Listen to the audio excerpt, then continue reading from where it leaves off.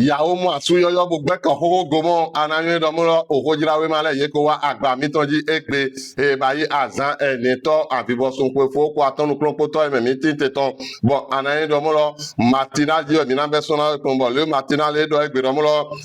ananyẹ dọmọlọ òsèlè dọ kódó ẹyìn ònùsùdó òsèlè àkókò tọrọnu ananyẹ dọ òsèlè yọ ebe àzọmọ bọ òsèlè dúró bọ òsèlè àyọyọ dìrọ ẹnabẹ àzọrọ sùn èyí yí gbéramọ do ananyẹ dọmọlọ sẹńdòdó gbàsá mi tán uwe wà sọmọ nkọtọmọ uwe zọmọ nítorí dọ̀rọ̀ kúndọ̀mọlọ yàwó mu àsúyọyọ gbogbo ẹkọ òhóhógò ètẹwẹ kazọn àmúdọ̀mọlọ dé yèyí gbéná sena yọyọ dìrọ yèsọ yí gbéná òsèǹdé sunudo òsèǹdé àhóhómọ uwe le matinal candofilé règlement intérieur du Sénat le feu vert de la Cour constitutionnelle bosoakan réforme électorale au Bénin la loi supprimant le titre 2 du code électoral promulgué ètẹwẹ mọ àrẹ́dọ̀ sena hoho de midoro mai fodide lọ yesundo ọpẹlẹ tìpẹ gbóná àtsẹ òsèna yọyọ ọdọ níbẹ àsọmọ la nation erọnugbo le règlement intérieur validé par la Cour. Bon, là, boussole, ou on va mon condom, à blonde gbajade, mi doué,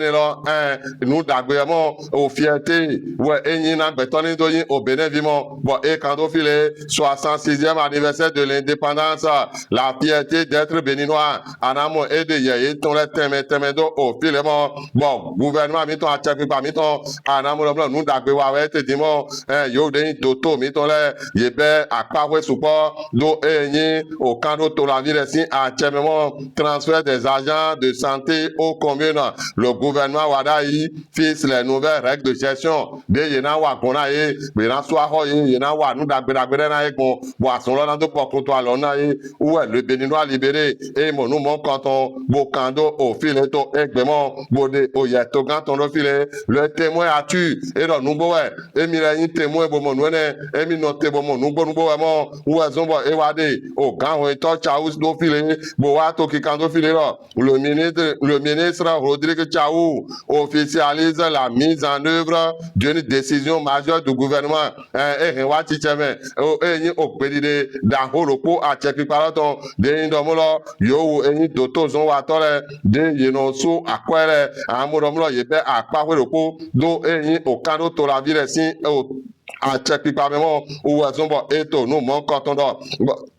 Bon, tabaru, ou osuwa yigbena, domulo fie mi te file din lo, anamu domulo, au kando to la vie mi tole, au kande planton ou point wele kokwata, ou nous mon canton, et yiro yiko yitomo, bon, et kando fi, bon, et kando file, santé, agent contractuel de droit public 2025, la gestion confiée aux 77 communes. Bon, le grand messager, ouais, minado fo et bétona con, bon, on a du un message d'Ahoropo, ouais, émule, et wamo, bon, anamodomodo, à blonde bajalo, au fibi papa ouais, douté, yé du kakabo douto toji, bon, et waimon, bon,